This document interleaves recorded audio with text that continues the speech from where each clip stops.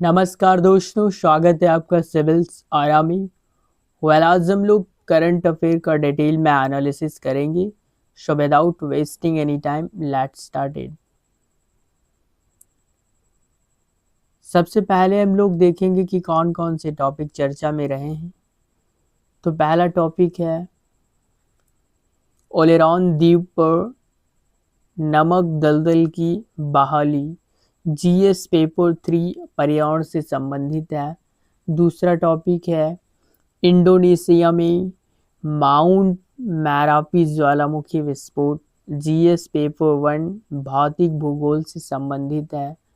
तीसरा टॉपिक है भारत की पहली व्यावसायिक माचा चाय। जीएस पेपर 3 भारतीय कृषि से संबंधित है। चौथा टॉपिक है भारत में हाई स्पीड रेल मानकीकृत मार्ग। जीएस पेपर 3 बुनियादी ढांचा से संबंधित है। पांचवा टॉपिक है तेजी से सूखते भारत में जल सुरक्षा का निर्माण। जीएस पेपर 1 और 3 से संबंधित है। अब हम लोग इन टॉपिक्स को डिटेल में पढ़ेंगे। पहला टॉपिक है ओलेरॉन द्वीप पर नमक दलदल बहाली। ये टॉपिक चर्चा में क्यों रहा है? फ्रांस के सुप्रसिद्ध ओलेरॉन द्वीप पर नमक दलदलों को जलवायु अनुकूलन और तटीय जैव विविधता की सुरक्षा के लिए युद्ध स्तर पर बहाल किया जा रहा है, इसलिए टॉपिक चर्चा में रहा है। ये टॉपिक जीएस पेपर 3 पर्यावरण, पारिस्थितिकी और जलवायु परिवर्तन से संबंधित है। ओलेरॉन द्वीप की भौगोलिक अवस्थिति ये अटलांटिक महासागर में स्थित फ्रांस का दूसरा सबसे बड़ा तटीय द्वीप है। यह प्रसिद्ध बिस्के की खाड़ी के मुहाने पर स्थित है। तटीय संरक्षण भूमिका ओलेरॉन द्वीप के चारों ओर अवस्थित नामक दलदल प्राकृतिक चक्रवातों और महासागरीय लहरों के तीव्र कटाव से मुख्य भूमि की रक्षा करता है।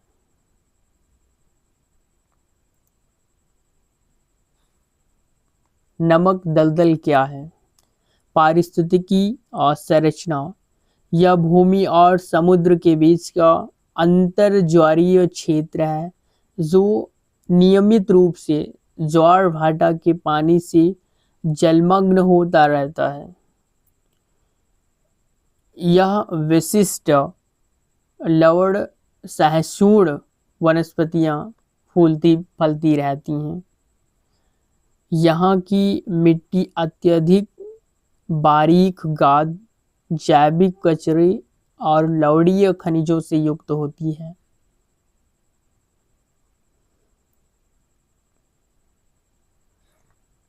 नमक दलदल का बहुआयामी पारिस्थितिकी महत्व।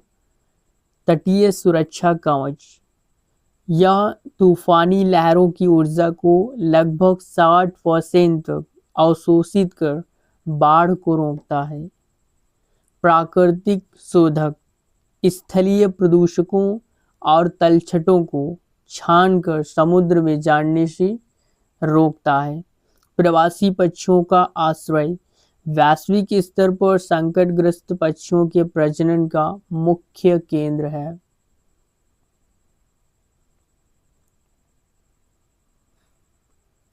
प्रकृति आधारित समाधान nature based solution NBS concrete के समुद्री बांधों के स्थान पर नमक दलदल जैसी प्राकृतिक प्रणालियों को बहाल करना एनबीएस का आदर्श उदाहरण है। कृत्रिम दीवारों की तुलना में 10 गुना अधिक टिकाऊ और कम लागत वाली तकनीकी स्थानीय समुदाय के पारंपरिक नमक उत्पादन को पुनः रोजगार देना।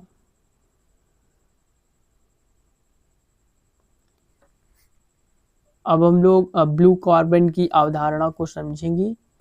तो अत्यंत महत्वपूर्ण अवधारणा, तटीय और समुद्रीय पारिस्थितिकी तंत्रों जैसे मैंग्रोव, नमक दलदल और समुद्री घास द्वारा वायुमंडल से अवशोषित की जाने वाली कार्बन को ब्लू कार्बन कहा जाता है। यह स्थलीय वनों की तुलना में कार्बन को मिट्टी में हजारों वर्षों तक संचित रखने में सक्षम है, जिससे ग्लोबल वार्मिंग को नियंत्रित करने में सहायता मिलती है।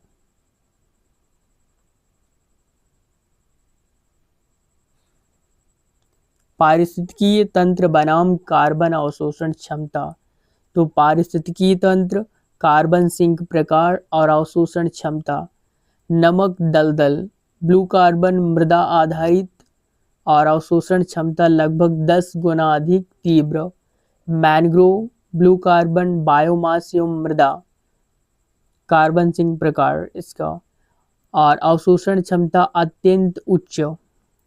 स्थलीय उष्णकटिबंधीय वन, कार्बन सिंक प्रकार, ग्रीन कार्बन मुख्यतः बायोमास और अवशोषण क्षमता माध्यम। इसी से रिलेटेड हम लोग पीवाईक्यू देखेंगे, जो कि यूपीएससी प्रीलिम्स 2021 में पूछा गया है। प्रश्न है ब्लू कार्बन क्या है।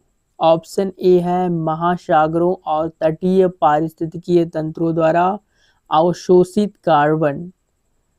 ऑप्शन बी है वन, बायोमास और कृषि मृदाओं में संचित कार्बन। ऑप्शन सी है पेट्रोलियम और प्राकृतिक गैसों में निहित कार्बन। और ऑप्शन डी है वायुमंडल में मौजूद कार्बन। तो ऑप्शन ए राइट इसका आंसर है। इसी से रिलेटेड अभ्यास प्रश्न देखेंगे। तो प्रश्न है ओलेरॉन द्वीप और नमक दलदलों के संदर्भ में निम्नलिखित कथनों पर विचार कीजिए। स्टेटमेंट 1 है ओलेरॉन द्वीप अटलांटिक महासागरों में फ्रांस के पश्चिमी तट पर स्थित है। और ऑप्शन 2 है नमक दलदल अत्यधिक लवण सहिष्णु वनस्पतियों के लिए जाने जाते हैं। उपर्युक्त कथनों में से कौन सा कथन सत्य है। तो स्टेटमेंट 1 और स्टेटमेंट 2 दोनों राइट हैं। अब हम लोग दूसरा टॉपिक पढ़ेंगे। दूसरा टॉपिक है माउंट मैरापी ज्वालामुखी विस्फोट। ये टॉपिक चर्चा में क्यों रहा है। इंडोनेशिया के पश्चिमी सुमात्रा में स्थित अत्यंत विनाशकारी और सक्रिय ज्वालामुखी माउंट मैरापी एक बार फिर भीषण विस्फोट दर्ज किया गया, इसलिए ये टॉपिक चर्चा में रहा है। ये जीएस पेपर 1 भौतिक भूगोल से संबंधित है।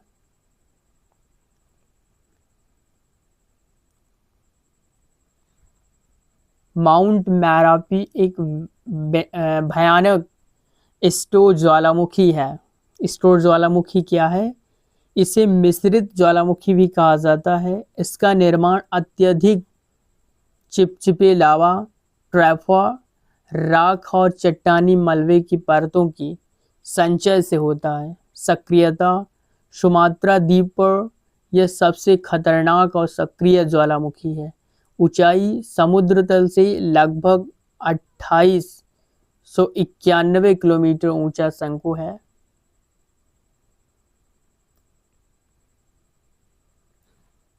प्रशांत महासागरीय रिंग ऑफ फायर भौगोलिक विवर्तनिकी पेटी।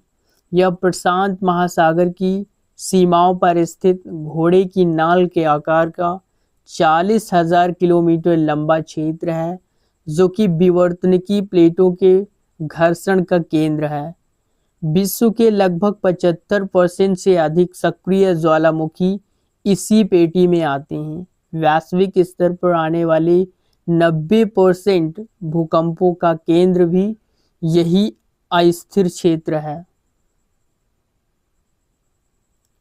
इंडोनेशिया की जटिल भूगर्भिक अवस्थिति तीन महाद्वीपों प्लेटों का टकराव। इंडोनेशिया वैश्विक स्तर पर सबसे संवेदनशील सबडक्शन जोन पर स्थित है, जहां निम्नलिखित तीन गतिशील प्लेटें आपस में टकराती हैं। पहली है यूरेशियन प्लेट, दूसरी है इंडो ऑस्ट्रेलियन प्लेट, तीसरी है प्रशांत प्लेट। ज्वालामुखी विस्फोट से उत्पन्न होने वाले घातक खतरे। पायरोक्लास्टिक फ्लो, अत्यंत तीव्र गति से फैलने वाली गैस, राख और पिघले मलबे की सुपर हीटेड आंधी है। ज्वालामुखी राख कृषि और मानव श्वसन तंत्र को तबाह करने वाली विषाक्त धूल है। लाहर भारी वर्षा के कारण ज्वालामुखी मलबे की कीचड़ में तब्दील विनाशकारी नदी है। ज्वालामुखी का त्रिस्तरीय वर्गीकरण। ज्वालामुखी का प्रकार, विशेषताएं और प्रसिद्ध वैश्विक उदाहरण। तो सक्रिय ज्वालामुखी नियमित अंतराल और समय समय पर फटने वाली, इसकी विशेषताएं सक्रिय ज्वालामुखी की। और प्रसिद्ध उदाहरण कौन है? माउंट एटिना जो कि इटली में है, माउंट मैरापी इंडोनेशिया में सक्रिय ज्वालामुखी। और सुस्त ज्वालामुखी विशेषता क्या है? दीर्घकाल से शांत परंतु कभी भी सक्रिय होने की क्षमता रखती है सुस्त ज्वालामुखी। और प्रसिद्ध वैश्विक उदाहरण कौन है? माउंट फूजी जो कि जापान में है। मृत ज्वालामुखी, इसकी विशेषता क्या है? भविष्य में फटने की कोई भी संभावना नहीं है। और प्रसिद्ध उदाहरण इसका जो है माउंट पोपा म्यांमार।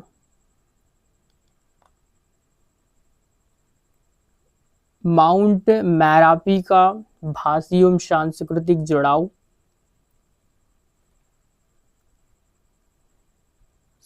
संस्कृत एवं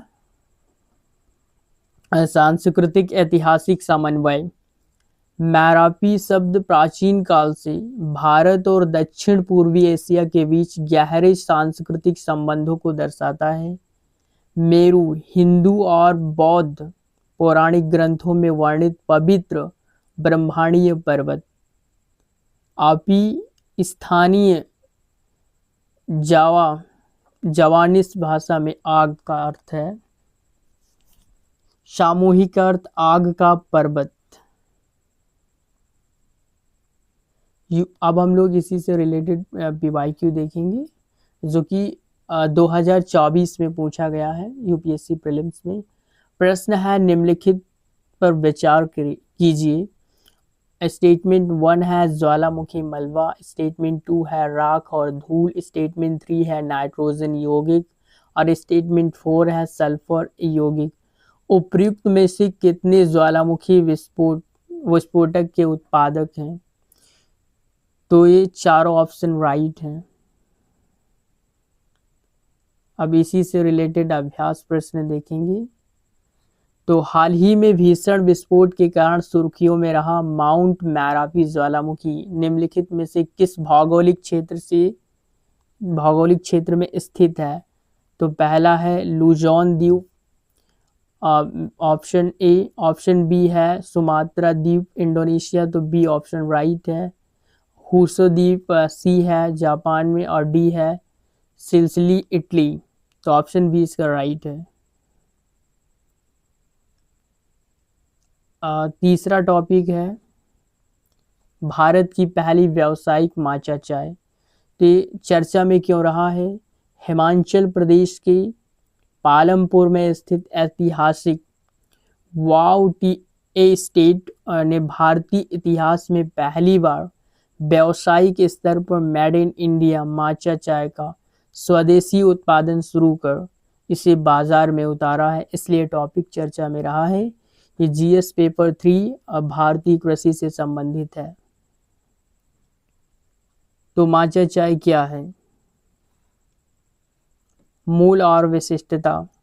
माचा वास्तव में चीन और जापान में पारंपरिक रूप से पीसे जाने वाला हरी चाय का एक अत्यंत महीन और शुद्ध पाउडर रूप है। इसमें चाय की पत्तियों को फेंकने के बजाय सीधे पानी या दूध में घोलकर पूरा सेवन किया जाता है। इसकी कटाई और संवर्धन के लिए अत्यंत सूक्ष्म और जटिल कृषि पद्धति अपनाई जाती है। साधारण ग्रीन टी बनाम माचा चाय का तुलनात्मक विश्लेषण अब हम लोग देखेंगे। तो विशेषता साधारण ग्रीन टी और माचा चाय।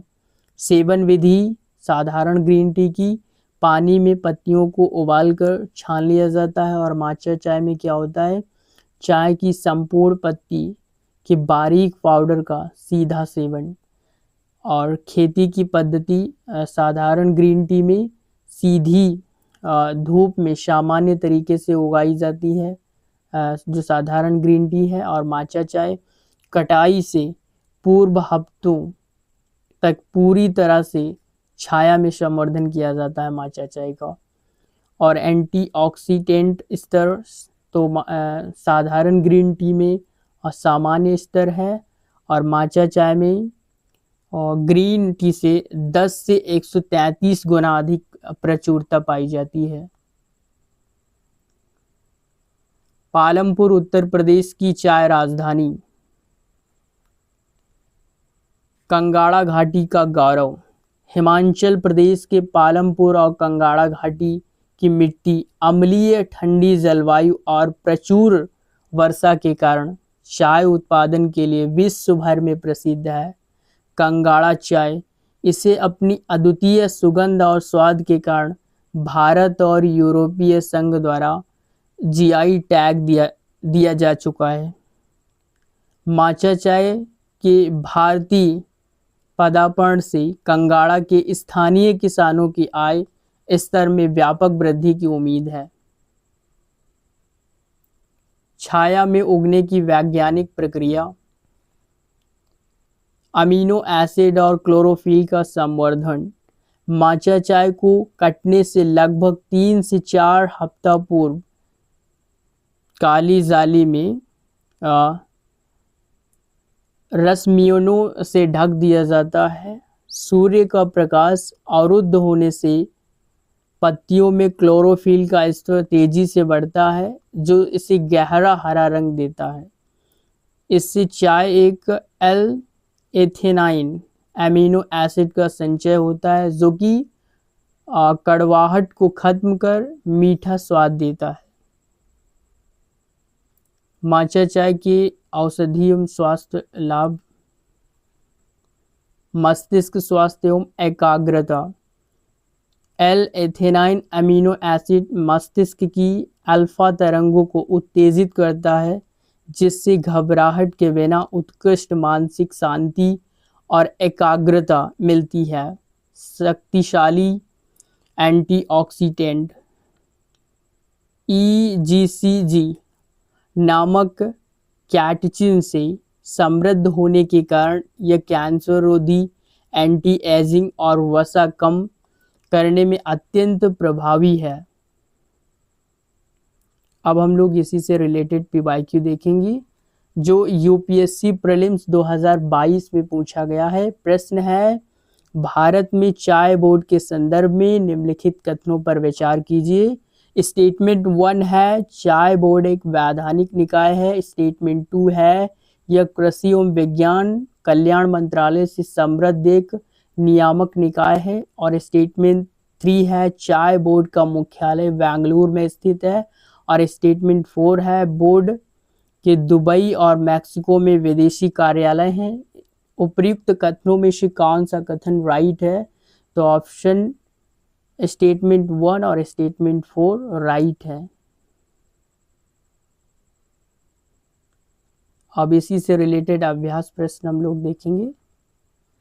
तो प्रश्न है, माचा चाय के उत्पादन में अपनाई जाने वाली प्रसिद्ध छाया संवर्धन तकनीकी का प्राथमिक उद्देश्य क्या है?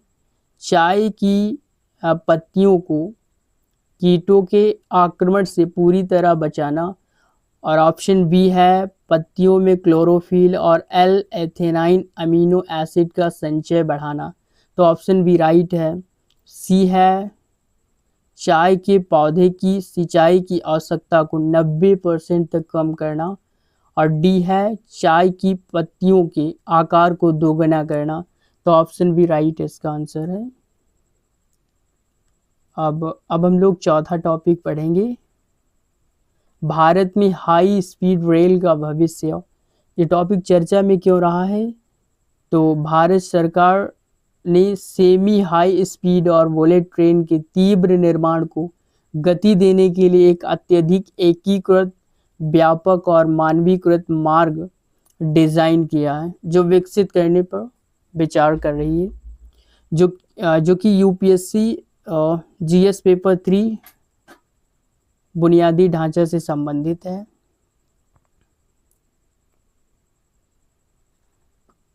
हाई स्पीड रेल में मानकीकरण की आवश्यकता क्यों है? प्रमुख अवसंरचनात्मक चुनौतियां क्या हैं? वर्तमान में हर अलग बुलेट ट्रेन और वंदे भारत कॉरिडोर के लिए नए सिरे से भूमि सर्वेक्षण, सिविल इंजीनियरिंग और डिज़ाइन योजना बनानी पड़ती है। बहु विदेशी तकनीकों के कारण तकनीकी समन्वय और पुर्जे मिलने में भारी समस्या आती है।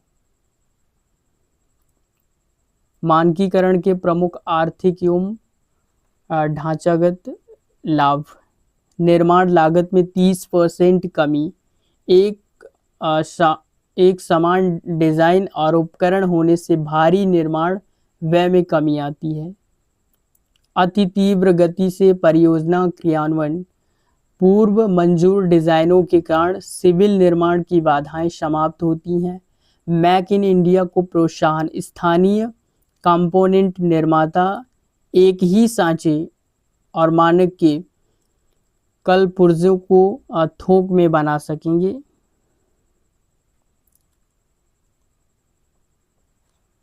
राष्ट्रीय रेल योजना 2030, भविष्य में अनुकूलन रेलवे नेटवर्क का निर्माण। एनआरपी का मुख्य लक्ष्य 2030 तक भारतीय रेलवे को पूरी तरह से आधुनिकीकरण कर माल ढुलाई और यात्री अनुभव को वैश्विक स्तर तक पहुंचाना है। माल ढुलाई हिस्सेदारी, रेलवे की माल ढुलाई क्षमता को वर्तमान की 27% से बढ़ाकर 45% तक ले जाना। देश के प्रमुख महानगरों को नई हाई स्पीड रेलवे कॉरिडोर से जोड़ना। भारत में बुलेट ट्रेन के विकास में प्रमुख चुनौतियां कौन कौन सी हैं?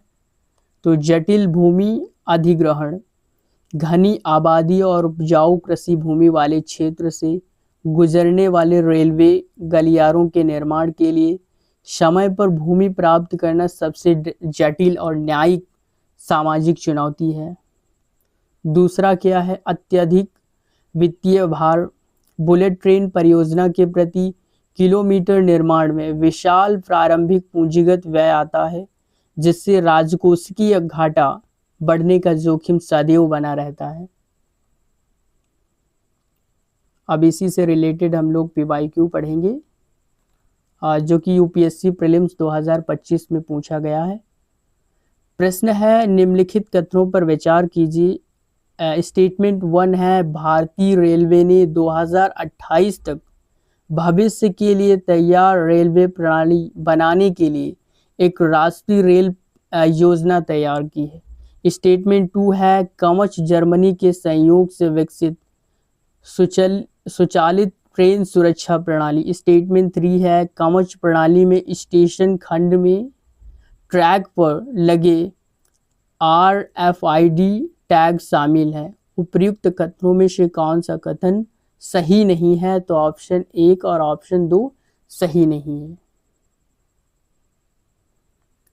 अब इसी से रिलेटेड अभ्यास प्रश्न देखेंगे। तो भारत की पहली पूर्णतया बुलेट ट्रेन परियोजना निम्नलिखित में से किन दो शहरों के बीच निर्माणाधीन है? तो ऑप्शन ए है दिल्ली और वाराणसी, ऑप्शन बी है मुंबई और अहमदाबाद। तो मुंबई और अहमदाबाद ऑप्शन बी राइट है। सी है बेंगलुरु और चेन्नई और डी है दिल्ली और मुंबई। तो ऑप्शन बी इसका राइट आंसर है। अब हम लोग पांचवा टॉपिक पढ़ेंगे, सूखते भारत में जल सुरक्षा का निर्माण। तो ये जीएस पेपर 1 से संबंधित है।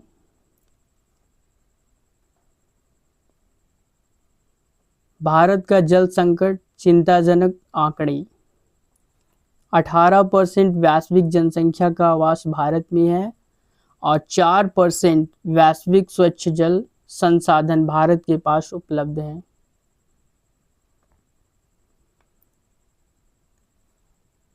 जल संकट के बुनियादी कारण क्या हैं?